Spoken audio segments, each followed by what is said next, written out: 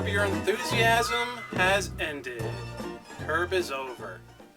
It's one of my favorite TV shows of all time.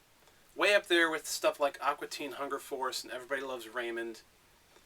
And Larry was so inspiring to me as a comedian, as a writer, as a stand-up, as just someone who I looked up to in comedy growing up. And his show, Curb Your Enthusiasm, is one of the funniest and greatest sitcoms of all time. And I think when Larry took that break after season 8, he should have went back to the show a little bit sooner so that we could have gotten even more Curb. Curb is inspiring as a show, not just for comedy, not just for what we can do with comedy, but also it's inspiring for the world. Larry is an inspiration to just the world in general, even if we're not even talking about comedy. The way Larry would observe the world around him and talk about all the bullshit in the world that's always been wrong in human history and be brave enough to just say it, that's what's inspiring about Curb Your Enthusiasm. Because I don't know about you guys, but to me, growing up as a kid, all the questions Larry raised in the show to random people he meets, those are the kind of questions I've always had in my life. And Larry is the outcast of the show. And a lot of times in life, I feel like an outcast. I'm rebellious. Larry is awesome. He's relatable. And people always say the lesson of the show is pointing out hypocrisy. And it's true. But Larry is not the asshole of the show. People always act like Larry's the asshole. Some people who watch the show. They don't get it. Because in real life, you're the asshole. Larry is actually the smart one. He's the one that points out everyone else is an asshole. Larry's the one that... I mean, it depends on your interpretation, of course. Now, sometimes Larry's wrong, but most of the time he's right. And when I watch episodes of Curb, I always agree with Larry. I'm so much like Larry. And I think a lot of the fans of Curb are a lot like Larry, even if you don't want to admit it. And I think Curb was basically like Seinfeld on steroids. Because Seinfeld had observational humor where it did the same thing as Curb, where it pointed out things in society that were bullshit. But the way Curb did it, there was cursing, and it was funnier, and it was better.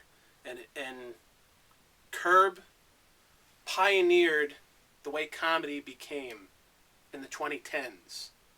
But Curb started out in the 2000s. So in the 2000s, Curb was way ahead of its time in terms of what was shown on television, what was presented in pop culture in terms of comedy. So the style of humor that became popular in the 2010s, it all began with Curb. Or one of the things that it began with was Curb Your Enthusiasm. The finale, let's talk about that. I really liked the finale. I thought that it did a great job in terms of comedy. It's one of the funniest episodes, the finale. And Richard Lewis is there. And of course he passed away, rest in peace. And I thought it was interesting because I actually predicted the finale. I said, oh, is it going to be like the ending of Seinfeld? Spoilers, by the way. Is it going to be like the ending? Is it going to be like the ending of Seinfeld, where Larry goes to court, and all the people from the history of the show come in to complain about Larry, and Larry winds up in jail, like the end of Seinfeld? And it was exactly like that. But it was funnier than the finale of Seinfeld. I actually liked the finale of Seinfeld, by the way. I don't think it sucked. I'm not like most fans of Seinfeld that think the ending sucked. But I thought the finale to Curb could have been better in terms of what else you could have done. And it's funnier than the Seinfeld finale. But what about... I always felt like, throughout the series, and I'm talking to the Curb fans out there, remember how Jeff always cheated on Susie throughout the whole series? I thought in the last season, Jeff was going to tell the truth, and Susie was actually going to find him cheating and find out he cheated, because in the past he always found ways to get out of the fact that he cheated. He always squirmed his way out of it and used Larry's help. So I thought there was going to be something about that in the final season where they get divorced finally. But no, they stayed together, and it was funnier. They're funnier together. So it's not like I wanted them to get divorced, because I think it's kind of depressing, right? Because we do love Jeff and Susie together. So maybe you could have had them break up, and then by the end of the season they get back together or something in the finale. I think that would have been better. I thought this season was going to tie up loose ends that were plots throughout the series and have it end tying these knots, and it didn't do any of that. None of it. Like, another thing I thought as a plot that was in the show is the relationship between Larry and Cheryl.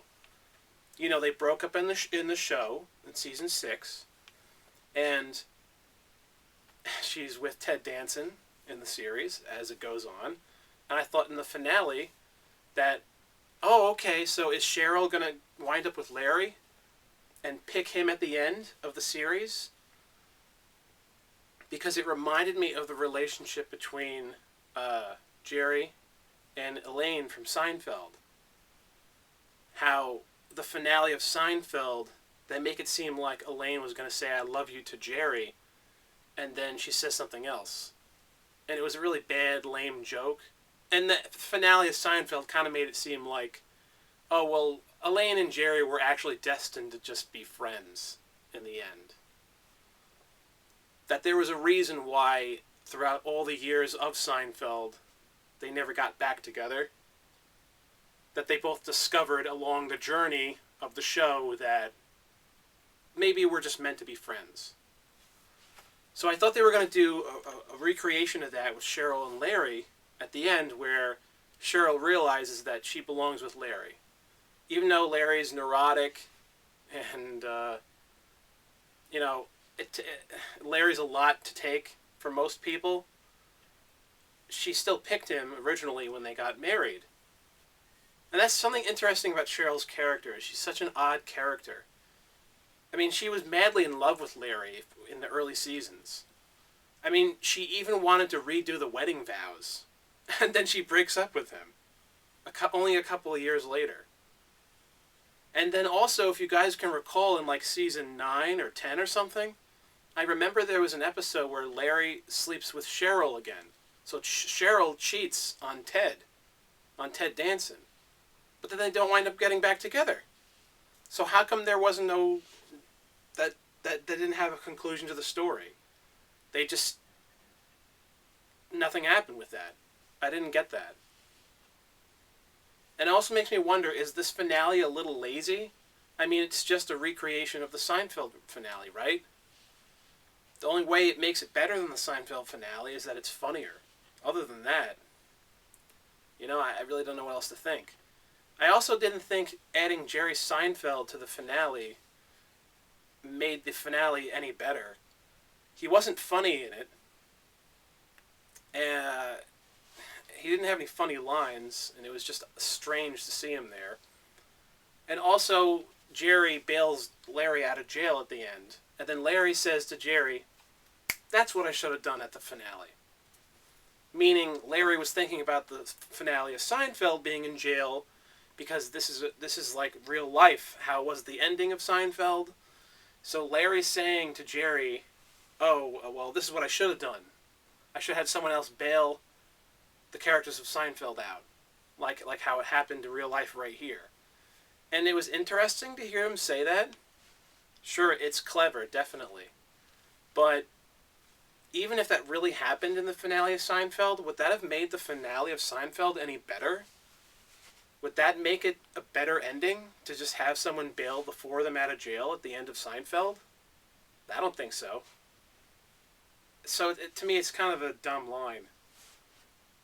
I love Richard Lewis because he was so amazing on this show. And I thought that he was way funnier in this show than he was at his stand-up, Richard Lewis. It was amazing to see that he was there in the finale. And he was in like 4 episodes in this final season, Richard. He was hilarious. And he was there with Larry to the very end. And I loved that. I also actually kind of like the final scene when they're on the plane and they're all arguing with each other and Susie says, "I wish you were back in jail, Larry." And that's how it ends. I mean, it doesn't really feel like a conclusion at the very end of the series, but I don't know. You know, I actually had my own little idea to make the finale maybe better.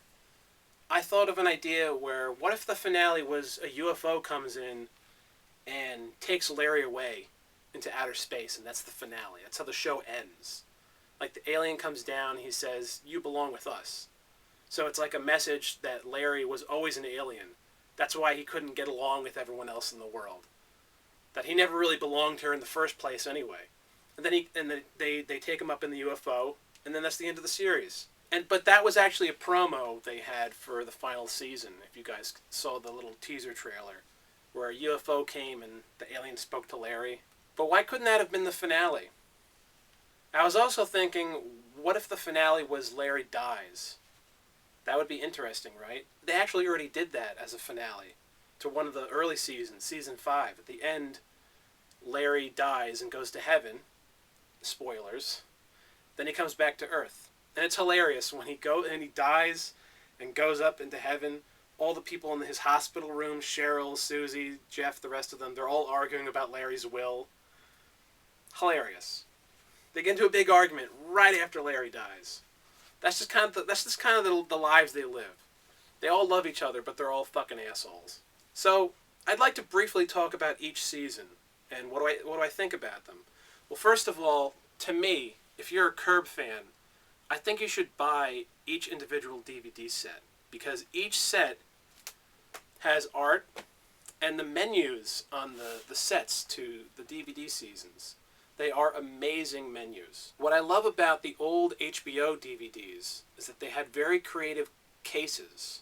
The cases were unique and different, just like how back in the day HBO was unique and different because it was the first channel or whatever that had cursing without it wasn't censored. Because those of you who are old enough to remember how TV was and pop culture was back in the day on television, every time you cursed there'd be a beep. And when HBO was the first channel to have cursing on it, where it kind of felt like real life instead of a show.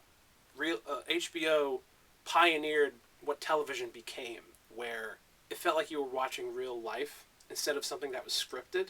Although I do think television went a little too far with the serious dramas, because that's what television has become. Too much drama. And then also there's the reality TV shows, and most of those shows are terrible. The only decent one was Flavor of Love. Flavor Flav! Alright, anyway.